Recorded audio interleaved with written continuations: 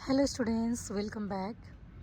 आज चाहिँ मैले इभोल्युसनरी बायोलोजी भन्ने एउटा च्याप्टरको सानो टपिक लिएर उपस्थित भएको छु र त्यो टपिकको नाम हो embryology and how does the evidences from embryology support organic evolution.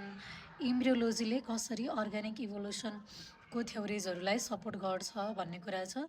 सुरुमा हजुरले फर्स्ट प्याराग्राफमा के लेख्न पर्यो भन्दा इम्ब्रियोलोजीको डेफिनेसन दिन पर्यो र इम्ब्रियोलोजीको डेफिनेसन के हो त भन्दा it the study of development of animals from eggs to adults. अन्डादेखि एडल्ट बन्ने क्रममा जति पनि डेभलपमेन्टल स्टेजेसहरू हुन्छ, विकास हुने क्रम हुन्छ, त्यसको बारेमा स्टडी गर्नेलाई हामीले के भनिन्छ त इम्ब्रियोलोजी भनिन्छ। र यसले it provides strong evidence for the theory of evolution. यसले चाहिँ एउटा एकदमै स्ट्रङ इभिडेन्स पनि प्रोभाइड गर्छ र यो इभिडेन्सेसहरू चाहिँ हामीले तीनवटा पोइन्टमा लेख्छौँ। योभन्दा पछाडि एउटा पोइन्ट छ। फर्स्ट पोइन्टमा के छ भन्दा similarity in the early development of animals. Okay, सुरुमा अर्ली फेजमा एनिमल्सहरूको आफ्नो अर्ली फेजमा, सुरुवाती फेजमा चाहिँ तिनीहरूले एकअर्कामा के देखाउँछन् त सिमिल्यारिटी देखाउँछन्, उस्तै डेभलपमेन्टल प्रोसेस देखाउँछन् भन्ने कुरा छ। All multicellular animals begin their life from a single cell called a zygote। सबै डिफ्रेन्ट मल्टिसेल भएका एनिमल्सहरू जति पनि छन् तिनीहरूको लाइफ केबाट स्टार्ट हुन्छ त एउटा सेलबाट स्टार्ट हुन्छ, जसलाई हामीले जाइगोट भनेर भनिन्छ। र जाइगोट पछि चाहिँ they pass through similar stages. त्यसपछिका स्टेजेसहरू पनि के हुन्छ त सेम नै हुन्छ। जस्तै अन्डामा अब मेल र फिमेल ग्यामेट फ्युज भइसकेपछि के हुन्छ जाइगोट हुन्छ। जाइगोट भन्दा पछाडि डिभिजन, त्यो अन्डा के हुन थाल्छ बिस्तारै डिभाइड हुन थाल्छ। मैले पिक्चर पनि राखिदिन्छु।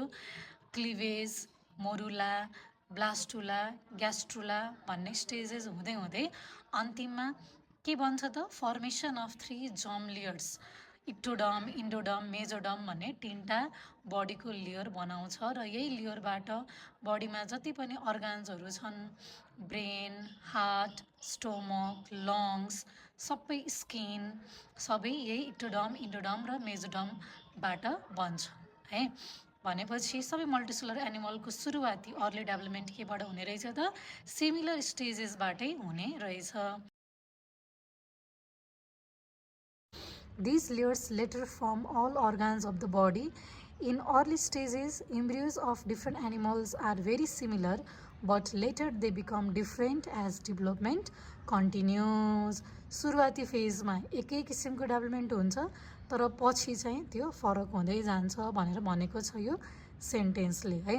अब हजुरले चाहिँ एक्जाममा के लेख्न पर्यो, मेन फोकस केलाई गर्ने भन्दा जाइगोटबाट सुरु भएर 3 जर्म लेयर्स भन्ने प्रोसेससम्म चाहिँ सबैको स्टेजेस के हुने रहेछ सिमिलर हुने रहेछ र यसैले एउटा स्ट्रङ इभिडेन्स दिन्छ theory of organic इभोल्युसनमा।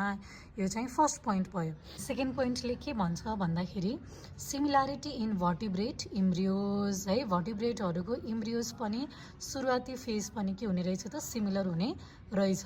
इम्ब्रियोज of vertebrates such as fish, frog, turtles, bird, rabbit and human, they all look similar in the early stages of their development। मैले इम्ब्रियोजको डायग्राम पनि राखिदिन्छु जुन एक अर्कासँग सुरुवाती फेजमा कस्तो देखिन्छन् त सेम देखिन्छन्, सिमिलर देखिन्छन्। They also show some basic pattern in the development of the organs। Organ बन्ने प्रोसेसको प्याटर्न पनि के हुन्छ त सेम नै हुन्छ। जस्तै किडनी बन्दाखेरिको, ब्रेन बन्दाखेरिको, लिभर, लङ्स बन्दाखेरिको जुन प्याटर्न हुन्छ त्यो पनि के हुन्छ त सिमिलर अथवा उस्तै हुन्छ। This shows that vertebrates share a common ancestry. यसले के जनाउँछ भन्दाखेरि भर्टिब्रेटहरूको एन्सेस्टर्सहरूमा पनि के रहेछ त समानता रहेछ, सिमिल्यारिटी रहेछ। ओके, थर्ड थ्योरी र सबैभन्दा इम्पोर्टेन्ट थ्योरी जसलाई हामीले रिक्यापिटुलेसन थ्योरी अथवा बायोजेनेटिक ल पनि भनिन्छ। यो थ्योरीलाई प्रपोज गरेको साइन्टिस्टको नाम हो अर्न्स्ट हेकल, जर्मनीको। 1866मा चाहिँ यो थ्योरी प्रपोज भएको हो। यो थ्योरीले के स्टेट गर्छ भन्दाखेरि अन्टोजिनी रिक्यापिटुलेट्स फाइलोजिनी।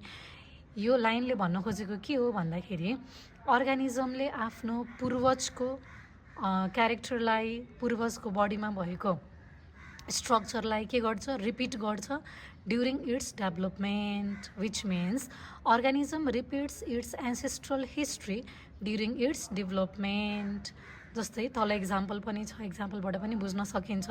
यो लाइन हेर्नुहोस्, the embryo of higher group resemble the adult of the lower group. Higher ग्रुपको इम्ब्रियो केसँग सिमिलर हुन्छ गरे?